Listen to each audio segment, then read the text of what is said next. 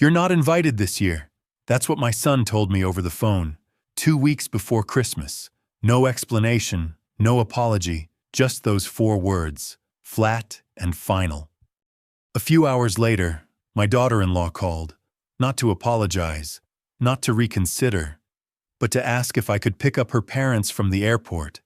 "I'd rather not put them in an Uber," she said, as if I were some taxi driver at her disposal. I had supported them financially for 7 years, paid their mortgage, cleared their debt, fed their pride, and now I wasn't good enough to sit at their dinner table. I agreed to pick them up, but I never showed. That's when the phone started ringing. First once, then again, then again. 18 missed calls. Before we go on, I just want to say, this channel is still small, but every view, every comment, every subscriber means the world to us. If you're listening, would you help us grow by hitting subscribe and tell us in the comments, where in the world are you tuning in from? Thank you. The house was quiet that evening. Quieter than usual. The kind of silence that doesn't come from peace, but from something missing. Like a chair that used to be filled. A voice that used to hum in the hallway. The only sound in the room was the slow ticking of the old mantel clock above the fireplace. I sat alone at the kitchen table, the wrapping paper still half unrolled, the Scotch tape dispenser resting on top of a box of dark chocolate I'd planned to give them. A simple gift. Nothing fancy. Just something I knew they used to like. I looked at the ribbon in my hand, still coiled, untouched. My fingers weren't moving anymore. Not since the phone call. The words kept echoing, like the clink of a dropped fork in a silent room. "You're not invited this year." He hadn't even paused after saying it. Just moved on. Like it was a weather report. Like telling your father he's not welcome for Christmas was just a matter of logistics. I didn't argue. I never raised my voice. In fact, I think I thanked him for letting me know. And then I stood there in the kitchen, holding the phone long after the call ended, listening to nothing. That was 2 hours ago. Now, I sat back in my chair, hands resting on the wood, staring at the small Christmas tree in the corner of the room. It was only half decorated. I had planned to finish it after wrapping gifts, just a few handmade ornaments, some lights, and the tiny angel my late wife had sewn from scrap lace when our son was still in diapers. That tree had stood in our house every December for over 30 years. But this year, I couldn't bring myself to finish it, not after that call. And that's when the questions started. Quiet ones. Dangerous ones. What had I done wrong? Had I said something, crossed a line without realizing? Was I becoming a burden without knowing it? Or worse, had this been a long time coming? The memory of my son's voice kept drifting back to me, not just what he said, but how he said it. Measured, controlled. Like someone repeating something they had rehearsed. Someone who had chosen those words carefully. And that's what bothered me most. I could understand an outburst. A slip of the tongue in a moment of frustration. God knows I've had a few of those myself. But this wasn't a burst of emotion. This was a decision. The kind people make after long talks behind closed doors. The kind of talk where one person says, maybe it's time to set some boundaries, and the other nods in agreement, sipping wine in a living room filled with throw pillows that cost more than I'd spend on groceries in a month. I glanced back at the half-wrapped gift. The tape had curled at the edge, the paper losing its fold. I pressed it down gently, as if that might fix something. I didn't want to believe it. Not yet. I wanted to think maybe he was just overwhelmed.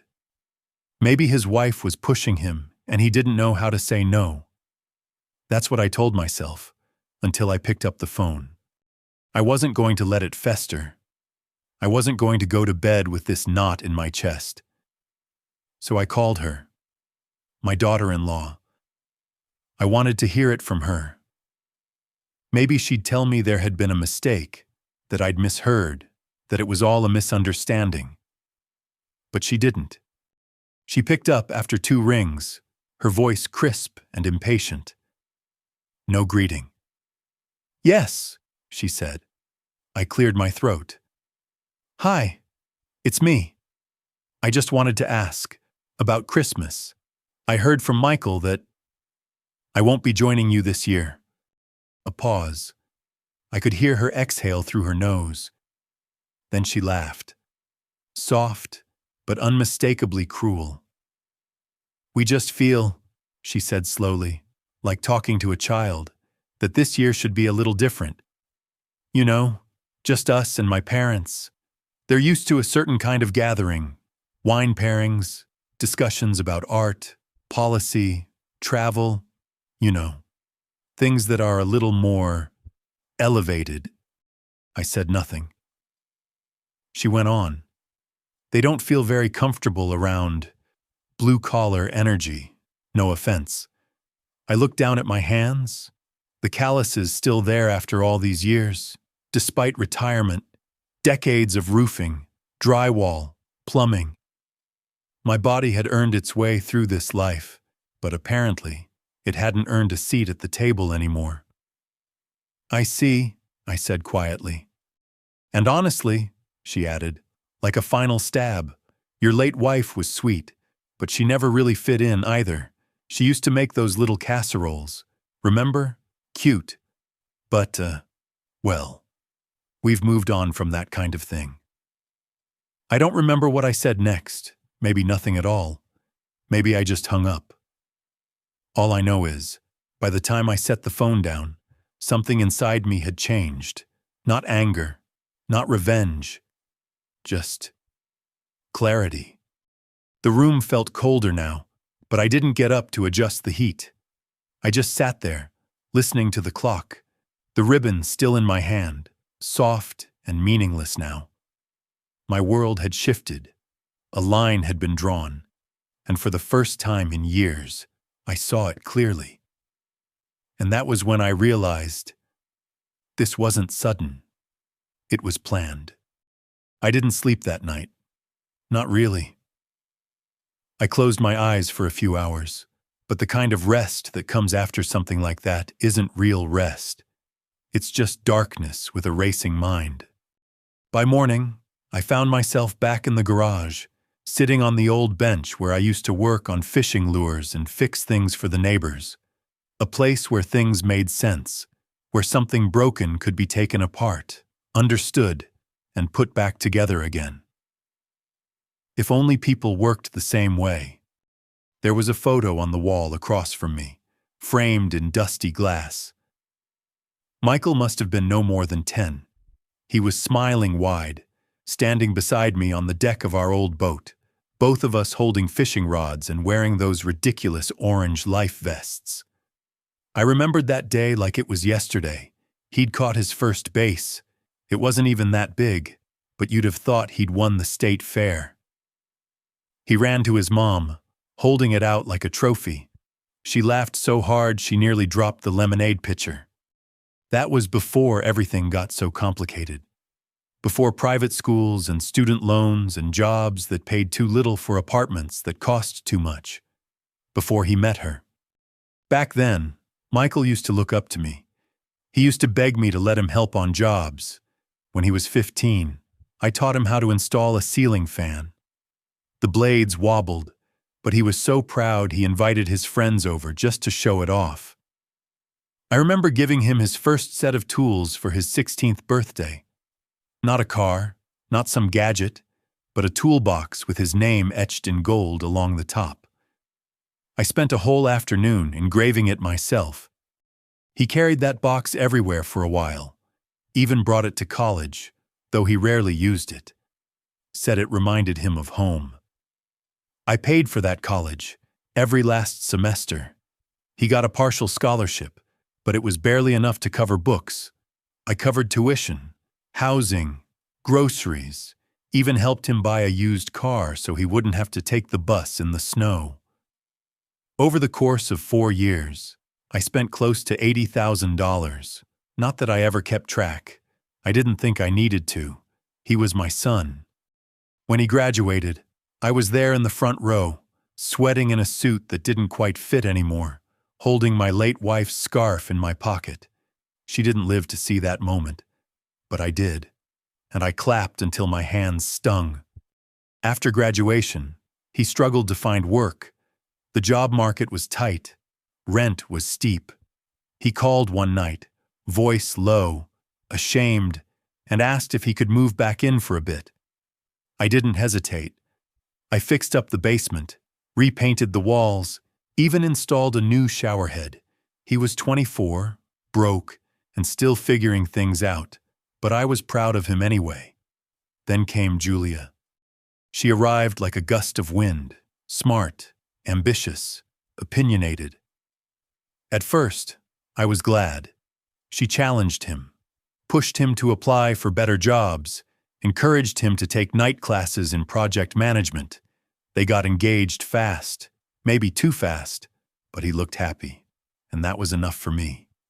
She never liked the house much, said it was quaint, asked if I'd considered downsizing.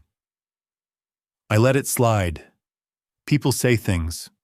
After the wedding, I gave them a check for $20,000 as a gift. That was what I'd saved up for a trip with my wife, the trip we never got to take. They used the money for a down payment on a small house in a trendy neighborhood, and when things got tight again, I helped with the mortgage, month after month, for nearly 3 years. Julia never once said thank you. Not really. She'd say things like, "You're a lifesaver," or "We appreciate it," but never looked me in the eye, never hugged me the way my wife used to, never called me Dad, just Ben. Still, I told myself it was fine. Not everyone shows love the same way. She was career-focused, raised differently. I understood that, or tried to. But now, sitting there in the garage, all those memories felt like ghosts, ghosts of better times, warmer days, back when the holidays meant board games and homemade pies. When Michael would fall asleep on the couch and my wife would cover him with a blanket, whispering that he was growing too fast. I missed her more than ever that morning. Not just because she would have known what to say, but because she would have known what not to say. She had a way of softening the world, of reminding me that people change, but love doesn't have to. And yet, I couldn't ignore the nagging thought rising in my chest. Had I been blind? Had I mistaken politeness for love, gratitude for obligation? Was it possible that I had been nothing more than a wallet on legs to them, convenient when needed, embarrassing when not? That question cut deeper than any insult, because it didn't come from them. It came from me. And then I remembered something. A small detail. It had slipped past me when it first happened. 2 Christmases ago, we were all at their house. Julia's parents were there too.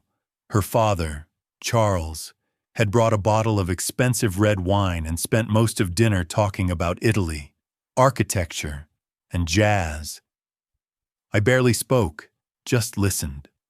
At one point, Michael tried to bring me into the conversation. "Dad remodeled a craftsman home once." "Right. Didn't you do the moldings yourself?" Charles had smiled and said, "Ah, but that's manual craftsmanship, different league. Really?" And Julia had laughed. Not a full laugh, just enough to dismiss it. I thought nothing of it then. But now, in this new light, I saw it for what it was, a moment, a fracture, and I began to wonder how many other cracks had been forming, quietly, behind my back. It didn't happen all at once. That's the thing people never tell you. Betrayal rarely arrives like a thunderclap. It seeps in, slow and quiet, like a hairline crack in a foundation, and by the time you notice it, the floor is already sinking beneath you. I started seeing the signs after they moved into the new house. At first, it was small things. They'd invite me over, but I was never offered a real seat at the table, not literally. I always had a chair, but I was left out of the conversations. When Julia's parents were present, which was often, I became background noise, a quaint relic, someone to nod at politely and then ignore. They'd talk about art shows in San Francisco, boutique wineries in Oregon, European conferences. When I spoke, they'd smile thinly, the way you might at a child who's telling a story you don't have time for. I told myself it didn't matter. I wasn't there for conversation. I was there for family. But then came the financial requests, again. They said the plumbing in their kitchen needed replacing. I wired them $4,000. Then Julia's car needed repairs, another $2,000. Then there was an unexpected tax bill. I sent them $3,000 more. They always said they'd pay me back, as soon as the bonus hits, or once we get that refund check. But nothing ever came back, and I never asked. Because I told myself the same thing every time. They're building their life. I'm just helping them get on their feet. One afternoon, Julia asked me to co-sign on a personal loan, just $5,000. She said it would help consolidate some high-interest credit cards. I hesitated, but she smiled, touched my arm gently, and said, "You're the only person we trust." So I signed. And a month later, I got the first late notice in the mail. I called Michael. He said it must be a mistake, that he'd handle it. But I never saw proof. The notices kept coming, then stopped, but I knew it wasn't because the loan had been paid. I later learned from a bank officer, an old friend from high school, that it had been rolled into a larger refinance package, one I had never agreed to. I should have been furious. But I wasn't. I was tired. Tired of asking questions that only got brushed aside. Tired of pretending that I didn't see the shift in how they looked at me. One night, I was over for dinner, just the three of us.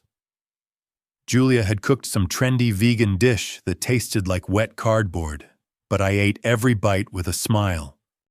We sat in their over-decorated dining room, surrounded by abstract wall art and decorative glass bowls that served no purpose. At one point, I mentioned a small project I was doing at home, fixing a crack in the front steps. Julia didn't even look up.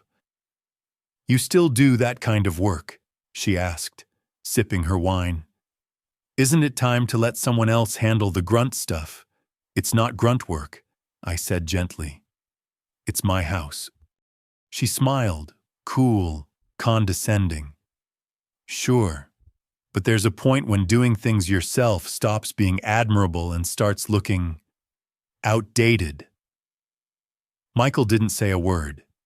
He just looked down at his plate. That moment stayed with me. There was no fight, no shouting, just that one sentence, slipping under my skin like a splinter. I didn't push back. I didn't argue. I just nodded and changed the subject. But inside, something shifted. Not with rage, not with hurt, with understanding. They didn't see me as a father anymore. They saw me as someone beneath them. And worse, they thought I didn't notice. A few weeks later, they invited me to their holiday fundraiser, one of Julia's networking events, full of polished smiles and curated causes. I wasn't planning to go. I hate events where the wine costs more than the chairs, but Michael called and said it would mean a lot to her. So I went. I showed up in a blazer that didn't quite fit, but clean-shaven and early, as always. I brought a donation envelope with me, $200 in cash.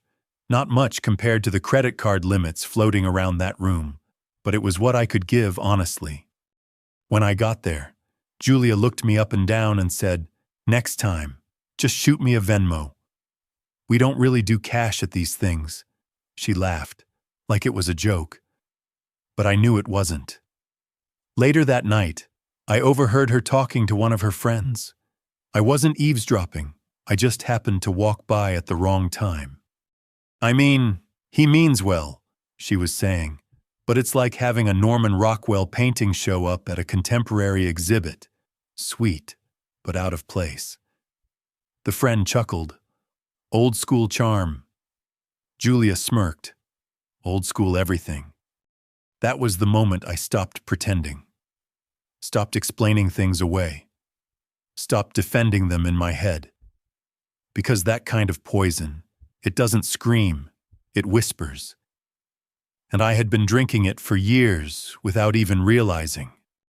The snow started falling 2 days before Christmas. Big, soft flakes that floated down like silence made visible. I stood at the window that morning, watching the white build slowly across the railing of my porch, listening to the creak of the old house settling with the cold. There used to be warmth in that quiet, the kind my wife created with cinnamon-scented candles and the faint hum of Nat King Cole playing in the background. But now, the silence felt hollow, echoing.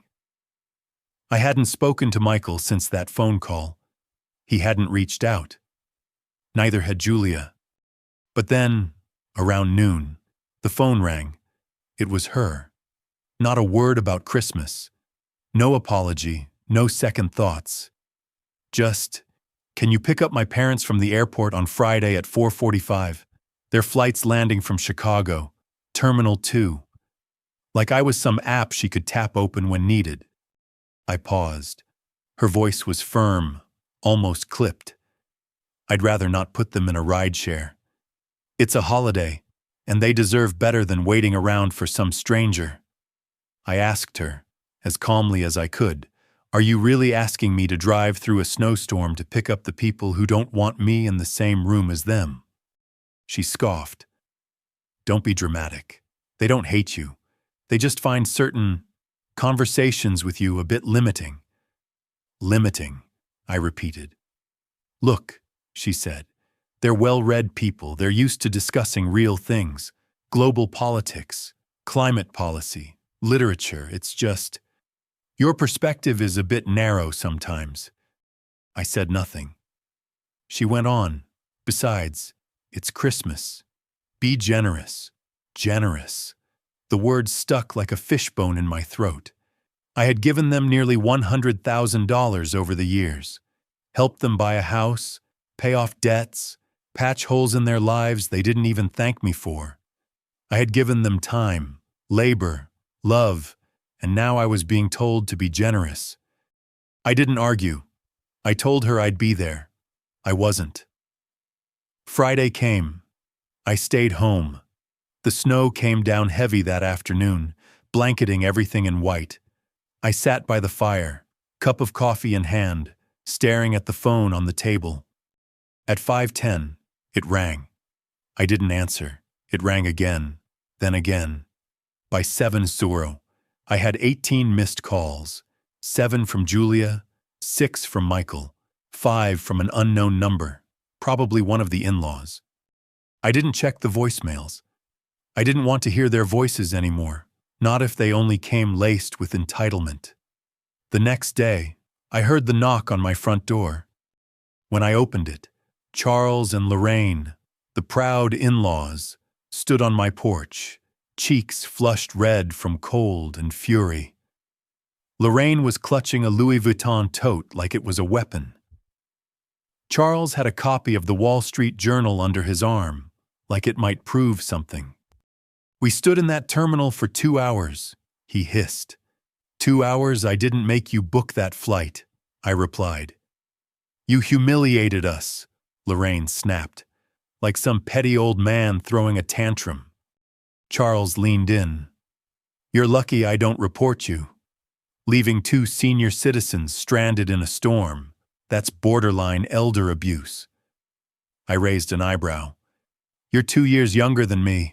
That only made him angrier. You don't deserve Michael's respect, he growled. He's trying to rise, to grow past the filth he came from. But you're dead weight. Always have been, Lorraine added. You and that wife of yours, God rest her, you were always small people, small dreams, small lives. That's why you resent us. There it was. I didn't say a word. I closed the door. They banged on it for another full minute, shouting, but I didn't listen. I walked back to the fireplace, sat down, and stared at the flames. The next morning, I found out what they had done. Someone had sent an op-ed to a local news site, one of those slick suburban papers that covers fundraisers and feel-good fluff. The headline read, "Local couple stranded by mentally declining father-in-law in holiday storm." The article described how a well-educated elderly couple was abandoned at the airport by a confused and embittered older man who had refused to fulfill a simple request for holiday kindness. It painted me as bitter, senile, spiteful, petty. There were no names, but it didn't need them. The details were unmistakable. I sat there reading the article 3 times, not out of confusion, but because I couldn't believe how easily a lifetime of sacrifice could be rewritten with a few well-placed lies. There was a picture included, taken at the terminal. Lorraine sitting on a bench, hand on her temple like a Greek tragedy. Charles standing beside her, arms crossed, lips pursed like someone who had just been refused a business-class upgrade. It was staged, obviously. But the comments, oh, the comments. People called me cruel, ungrateful, a relic of an older, colder generation. One person wrote, "If my dad left my in-laws stranded in a blizzard, I'd never speak to him again." Disgusting. And Michael, he didn't defend me. Not once. That was when something in me, something that had bent over backward for years, finally snapped. Not in rage, not in revenge, in resolve, because if they were going to tell a story, then I would tell mine. And I would start with the numbers. I didn't call anyone that day. I didn't respond to Michael's texts, which had begun to shift tone, from silence to confusion, then mild frustration, and finally, the predictable sprinkle of guilt. The last message read, "You didn't have to make a scene, Dad." A scene. That's what they called it. By Sunday, the article had made its way onto several local Facebook groups, shared by PTA moms, realtors, and dog rescue enthusiasts who hadn't met me, but had already decided what kind of man I was. I didn't reply. I didn't post a rebuttal. I didn't even call the publisher. Instead, I went into the basement and opened the old metal cabinet in the back room. Inside were 7 manila folders, each labeled with a year, beginning with 2016, the year Michael and Julia got married. Each folder held printouts of wire transfers, bank statements, email receipts, and screenshots of text threads. I wasn't the kind of man who hoarded things, but when it came to money, I kept records. Not because I distrusted them, at least not in the beginning, but because I grew up poor. In my world, you kept track of every dollar because someday, someone would pretend it never happened. By the time I was done laying everything out across the kitchen table, I had over 80 pages of documentation, all neat, all dated, all showing one simple truth. I had carried them for years. Mortgage payments, 12 months straight in 2018. A $10,000 loan to cover IVF treatments they never told Julia's parents about. A $15,000 check written when Michael lost his job and refused to tell Julia out of shame. Furniture purchases, emergency dental work, Julia's car down payment, the house painting. It totaled just over $93,000, not including the $20,000 I gave them as a wedding gift. And not once had they offered to pay me back. Not once had I asked. I sat there, staring at the math, not with bitterness, but with a growing sense of purpose. That night, I called an old friend, Alan Myers. We served together in the Navy, back when my knees still worked and my back didn't sound like bubble wrap every morning. Alan had gone into law, family law, specifically. He retired 3 years ago but still kept an office downtown for projects that matter. I hadn't spoken to him in over a year, but when I explained the situation, he didn't hesitate. "Come in Monday," he said. "Bring everything." I didn't sleep that night either, but this time, it wasn't from anger or sadness. It was from the sheer clarity of what needed to be done. This wasn't about revenge. It wasn't even about respect anymore. It was about truth. Because the thing no one tells you about being a father is this: you spend your whole life protecting your child from the world. But one day, if you're not careful, you'll realize you forgot to protect yourself from them. The next morning, I pulled up to Alan's office. It was a modest brick building tucked between a bail bondsman and a payday loan shop. Nothing glamorous, just honest work done by honest people. He greeted me with a hug and a mug of bitter black coffee. We sat at the conference table, papers spread out before us. He read in silence for almost 30 minutes, flipping pages, tapping a pen against his lip. Then he leaned back and exhaled through his nose. "You have enough here to tear them apart," he said. "But that's not why you're here, is it?" I shook my head. "I don't want to ruin their lives," I said. "I just want the lies to stop. I want the truth to be on record. And I want my name, my wife's name, off their lips, for good." He nodded slowly. "So no lawsuits, no. Not unless they push." He smiled. "Then we'll make it quiet, but unmistakable." He spent the next 2 hours helping me draft a formal affidavit outlining the financial contributions I'd made, each tied to specific documentation. He formatted it cleanly, notarized it, and stored a copy in his archives. Then we drafted a statement, short, professional, unemotional, just the facts. The storm outside had passed, but inside me, something had shifted. For the first time in a long while, I didn't feel like a bystander in my own life. I wasn't just reacting, I was choosing, and that felt good. The street was lit with warm yellow lights, each house along the block aglow with curated holiday charm. Wreaths, candles, perfectly trimmed hedges dusted with snow. Everything looked like a magazine cover. Everything, except the truth. I parked my truck at the end of the cul-de-sac, away from the string of imported SUVs. I didn't want to be noticed. Not yet. I held a leather folder in my hands, thick and heavy. Inside it, 7 years' worth of proof. Every dollar, every sacrifice, every insult swallowed in silence. There was no bow on it, no ribbon. But it was the only real gift I'd brought this Christmas. Their house was bigger than the last time I saw it. Or maybe it just looked that way under the glow of ambition.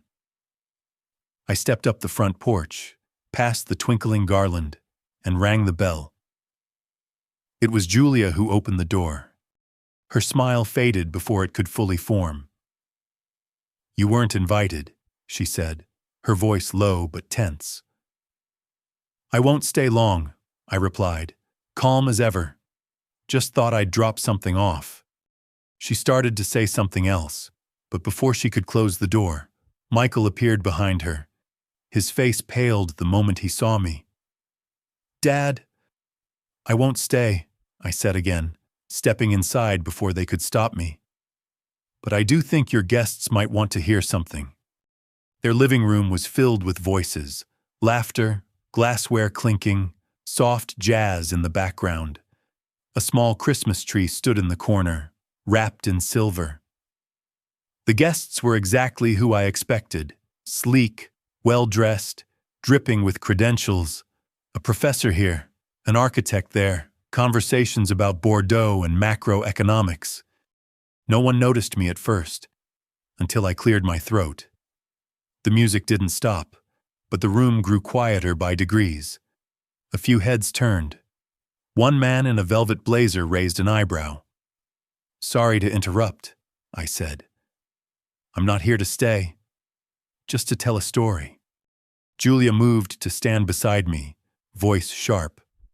"Ben, this isn't appropriate," but I raised my hand, not to silence her, but to steady myself. "I won't take much of your time. I just want to talk about gifts." That got their attention. A few guests smiled politely, expecting some quaint father-in-law toast. I opened the folder. This is a record of every financial contribution I've made to this household over the last 7 years. Mortgage payments, medical bills, down payments, loan cosigns, totaling $93,720, not including the $20,000 wedding gift. Silence, like a fuse being lit in a closed room. Julia's face turned red. Michael looked like he wanted to disappear. I gave this freely, I continued, not to be owed, not to be praised, but because that's what fathers do, or at least used to. I stepped forward, laying several documents on the marble countertop, wire transfers, dated checks, screenshots. But what I got in return, I said, voice steady, was distance, was shame, was a manufactured story about a man losing his mind because he refused to be a chauffeur to people who said he didn't belong at his own son's table. I paused. That article your parents helped publish, I read every word, so did my neighbors, my church, my friends. I didn't respond, because I wanted to give you the benefit of the doubt. I looked directly at Julia now. But you didn't just try to erase me, you tried to rewrite me. A woman in a silk blouse whispered something to her husband. He frowned, looking at Julia. I placed a final sheet on the counter, an enlarged print of the article, side by side with a receipt showing a declined Uber request made by Charles the same evening, proving they'd lied about being stranded. Someone gasped. Another guest pulled out their phone. "This isn't revenge," I said. "This is restoration. I have nothing left to give you, but I still have my truth, and I wanted you to hear it before someone else tells it louder." Michael stepped forward, eyes wet. "Dad." "We didn't mean," but I shook my head gently. "You don't have to say anything. Not tonight." I turned to leave. No one stopped me. The room didn't explode. There was no yelling, just the sound of silence expanding like frost on glass, thin, beautiful, deadly. And as I stepped outside into the cold, pulling the door shut behind me, I didn't feel broken, I felt clean. I didn't look back as I stepped off the porch, just kept walking through the snow, past the glittering SUV-lined driveways, the curated hedges, the quiet judgment of wealth built more on performance than principle. But something told me the real story wasn't over, not yet. By the time I reached my truck, my phone buzzed. Once, twice, then again. Michael. I let it ring. Then came the text. "Please come back inside. Just 5 minutes. Please." I stared at the screen for a long time before I turned the engine. I didn't go back. But I knew what was happening in that house. I knew it better than I wanted to. Inside, the quiet had curdled into whispers. Julia's guests weren't dumb. They were cultured, yes, but also curious. And nothing sparks curiosity like a public unmasking. She tried to contain it, I'm sure. Tried to explain away the documents, call me confused, accuse me of fabrication. But truth has a smell, and those papers reeked of it. One of the guests, Sophie Winslow, a foundation director, would later reach out to me via email. She said she felt compelled to write after witnessing something unusually honest. Her words, not mine. But back in that moment, in that house, Julia's world began to tilt. She tried to laugh it off at first, to redirect. She said I'd been holding on to those papers for years, waiting to sabotage them. That I was bitter because I didn't understand modern families. Michael didn't say a word. That was what undid her. The silence from her husband, her shield, was louder than anything I could have said. He stood there, frozen, while her voice got higher, her words sharper, more erratic. "You're just going to let him do this to us," she demanded, in front of everyone. Still nothing. She turned to her guests. "You all know how generous we've been, how hard we've worked. That man has no idea how the world works. He doesn't even have a retirement plan," someone coughed. Another sipped their wine, eyes lowered. Someone else muttered, "It's a lot of money, though." And then, the real crack. Lorraine, her mother, stepped forward, red-faced, stiff-lipped, trying to steady the narrative. "I think we've had enough excitement for one evening. Perhaps this is a private matter." But it was too late. One guest, a man named Gerald, retired judge, I believe, looked at Julia and said, "You know, I've spent 30 years watching people talk their way into corners. You may want to take a breath." Julia blinked. Gerald continued. "The documents were dated, tracked, notarized. I'd think twice before dismissing that as bitterness." The guests began excusing themselves, not rudely, just efficiently. Politeness laced with judgment. Eyes that didn't look quite the same as before. Hugs that weren't offered. Handshakes left hanging. Within 20 minutes, the room had thinned to half. Within 40, it was empty. Michael stood in the doorway, watching the taillights vanish. Julia was sitting on the couch, staring at the folder I'd left behind. Her hand trembled when she picked it up, then shoved it under the coffee table like a piece of trash that wouldn't go away. Her voice was small when she finally spoke. "I told you this would happen." Michael didn't answer. "I told you he'd find a way to embarrass us." He finally turned to her. "No," he said. "You told me he was weak." She stared at him, stunned. "You said he was old, soft, out of touch."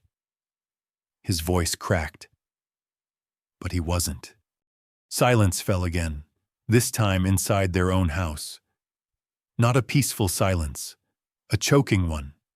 The kind that lives between two people who just realized they'd spent years speaking different languages. Later that night, after she'd gone to bed in anger or shame, or both, Michael went out to the garage. He opened a dusty box in the corner labeled Dad. Inside were old photos, college letters, and one small red metal box. The toolbox I gave him when he turned 16. He opened it. Inside, under a layer of rust, was a note written in my wife's handwriting. "One day you'll understand what your father built. Not just walls, but character." Michael folded it slowly. He sat there for a long time, staring into a box full of tools he hadn't used in years, and for the first time, he didn't feel like a man with money. He felt like a son with nothing. 3 months passed. Winter faded, reluctantly, into spring. The snow gave way to mud, then to brittle grass, then to soft green shoots poking up along the edge of my fence. I hadn't spoken to Michael or Julia since that night, and to be honest, I didn't expect to. But one morning in early April, I saw his car pull up in front of my house. Not the newer Audi I'd helped him finance 2 years back. That one must have gone. No, this was his old Honda. The one I'd helped him patch together during college with salvaged parts from a junkyard. I hadn't seen it in years. He didn't get out right away. Just sat there, engine running, staring at the steering wheel. When he finally knocked on my door, he didn't look like the version of my son that Julia had helped sculpt. No tailored coat, no forced smile, just a worn gray hoodie and eyes that looked like they'd forgotten what sleep felt like. I opened the door, said nothing. He held out a manila envelope. "I didn't come to fight," he said. I don't know where else to go." I let him in. We sat at the kitchen table, the same one where I'd helped him with math homework, where he once carved his initials with a pocket knife and got grounded for 2 weeks. He opened the envelope and laid out the paperwork. Foreclosure notice, credit card balances, final warnings, an email printout from Julia's boss. "We're letting you go. This isn't personal. It's perception." They were drowning. "We tried to hold it together," he said quietly. After that night, everything started unraveling. Julia's parents distanced themselves. People at work started asking questions. Her nonprofit dropped 2 donors. We lost the refinance. We fell behind on everything. I didn't respond. I just watched him. We thought if we could just hold out until the summer, maybe we could. He trailed off, and then came the question I'd been expecting. "Can you help us?" I got up, walked to the kettle, filled it, and set it to boil. Took my time. Let the silence do the work. When I finally turned around, I said, "Help how?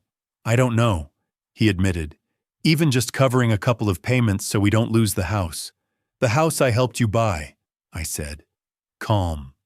Just the truth. He nodded. Looked down. "Yeah." I poured 2 mugs of tea. Set one in front of him. He stared at it like it was a test. "Michael," I said, "you told me I wasn't welcome in your home because I didn't fit the image you were building. That your wife's parents felt I wasn't suitable. That you needed space from my kind of life." He winced. "Dad, I never. You didn't have to," I said. "You stood beside her while she did. That was enough." We sat in silence for a long moment. Finally, I added, "The truth is, I'm not here to punish you. I don't want you homeless. I don't want Julia starving." His shoulders relaxed a little. "But I'm also not your safety net anymore," I continued. "Not after what you let them do. Not after you said nothing when they tried to rewrite my entire life in a blog headline." He nodded, slowly. "I understand." I stood up, walked to the side drawer, pulled out a checkbook. I wrote a single check. $2,000. Enough for groceries, a motel, gas. Not enough to save the house. I slid it across the table.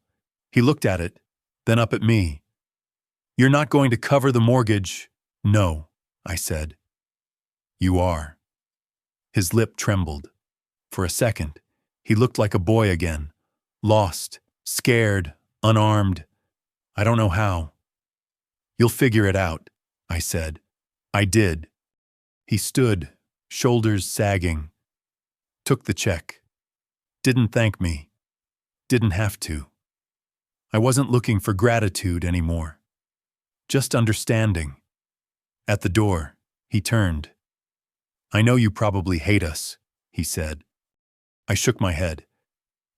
"I don't hate you, son. I just finally see you." He left without another word. And as the screen door clicked shut behind him, I felt something I hadn't felt in months. Not relief, not power, just air. Clean, honest air. And that was enough, for now. Time passed. Not fast, but steady, like a slow tide wearing down sharp rocks. I didn't hear from Julia, not once. No calls, no letters, no apologies. And truthfully, I didn't expect one. That kind of pride doesn't fold easily, especially when it's been built from the borrowed bricks of other people's reputations. But Michael, he came back. Not often, not for long. Sometimes he'd just show up to return a tool he'd borrowed years ago, or bring me a six-pack of the beer I used to drink when he was in high school, before he thought imported Belgian ales were a personality trait. We didn't talk about money. We didn't talk about that night. We didn't talk about the check. Instead, we talked about small things. The weather, the news, the weird sound his car was making. And when he left, I didn't ask where he was staying. He never offered. That was part of the new deal. Once, maybe 2 months after the foreclosure went through, he stopped by and asked if he could mow the lawn. I told him no. Not because I didn't want the help, but because I wanted the conversation. He looked disappointed, but he understood. Another time, he came by with a broken wristwatch I'd given him when he graduated college, the one I'd inherited from my father. He asked if I could help him fix it. We spent the better part of an hour at the workbench, the smell of oil and old brass filling the air like memory. It wasn't the same as before, and it never would be. But it wasn't dead, either. I made it clear, in my own way, that I hadn't forgotten. I hadn't forgiven. But I was willing to let him show me who he was now, if he was willing to do the work. He never asked for money again. Not once. I knew from some mutual contacts that he'd taken a job at a warehouse on the edge of town. Nothing glamorous, nothing social media worthy. But it paid. It grounded him. I heard he was sleeping in a sublet studio apartment downtown, walking to work, saving every cent. Sometimes, when people finally fall, they land hard enough to feel the ground and realize they never really knew what it felt like before. One Sunday morning, I saw him sitting alone at the back of the small Methodist church down the road. He didn't see me. He wasn't trying to. He was just there. Quiet. Still. That moment meant more to me than any apology could have. He was rebuilding, not for me, for himself. And that, more than any check, was the first real sign of love I'd seen from him in years. One rainy afternoon in September, I found an envelope on my porch. No name on the front. Just the word thanks written in crooked cursive. Inside was a letter. From Michael. It didn't beg for forgiveness. It didn't try to rewrite anything. It just told the truth. He talked about the pressure he felt, the way Julia's world always made him feel like he was on trial, the quiet fear of not being enough, for her, for himself, for me. He admitted to being weak, to being silent when he should have spoken up, to letting people he barely respected shame the man who built the roof over his head. And then he wrote something I'll never forget. I spent years trying to impress people who wouldn't notice if I disappeared. But you noticed everything. And I hated you for it. Because I knew I could never live up to what you saw. I sat on the porch until the rain stopped. Letter in hand, tea cold, eyes full. That night, I didn't call him. I didn't write back. But I took the letter and placed it inside the same fireproof box where I'd once stored the trust documents, the will, the old photos. Because this, too, was part of the legacy now. A quiet reminder that love doesn't always return the way you want it to. But sometimes, if you're patient enough, it returns the way it should. The next Christmas came quietly. No headlines, no scandals, no backhanded invitations. Just frost on the windows, the steady hum of my old space heater, and the smell of cedarwood candles that I still lit in memory of her. I had no plans that day. I hadn't made any for the past few years.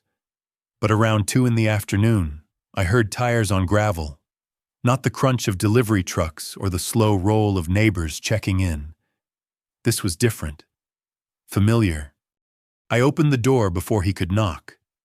Michael stood there, holding a bag of groceries in one hand and a small, beat-up thermos in the other. He smiled, quiet, unsure. Didn't know if you'd be home.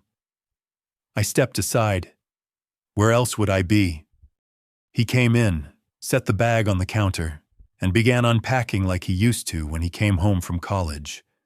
2 small steaks, a bag of green beans, potatoes, 1 bottle of cheap red wine, and a slice of chocolate pie from the diner on Main Street. I figured we could cook, he said, together. We didn't say much while we worked. I peeled. He chopped. He set the table. I lit the stove. It wasn't elegant. It wasn't curated. But it was real. After dinner, we sat in the living room with our plates balanced on our knees. No music, no talking, just the sound of forks on ceramic and the wind tapping softly at the windows. At one point, he pulled a small box from his coat pocket. I found this in storage, he said, handing it to me. Inside was my old pocket knife, the one I'd given him when he was 12, the one I thought he'd lost years ago. I kept it, he said. Even when I was pretending I didn't need anything from you, I kept this. I ran my thumb along the worn edge of the blade. Dull now, but still solid. Thanks, I said. He cleared his throat. I was thinking maybe next year, if you're up for it, we could do this again. Not a big thing, just something. I didn't answer right away, because I wasn't sure if I could. Not completely. Not yet. But I looked over at him, my son, not the polished image, not the coward from last year, but the man who had fallen and gotten back up, and I saw something I hadn't seen in a long time. Humility. And maybe that was enough to start over with. I'd like that, I said. He nodded, smiled faintly, and leaned back in the chair. We didn't hug. We didn't toast. There was no emotional swell of music or big speech. Just 2 men sitting in a quiet room, with history between them and time still ahead. And for the first time in years, I wasn't waiting for an apology or a reckoning. I was just present. Later that night, after he'd left and the house was quiet again, I stood by the window and looked out at the street. No traffic, no shouting, no flashing lights or news vans, just a calm sky. A few stars breaking through the clouds, and a kind of peace I hadn't earned overnight, but had finally allowed myself to feel. Because respect isn't built on degrees or wine lists. It isn't inherited or demanded. It's earned. Quietly. Day by day. And sometimes, it starts with a man saying, "I'm sorry," and another choosing to say, "Let's eat." They thought respect came from titles and table settings, but real respect, it comes from surviving the storm and standing anyway.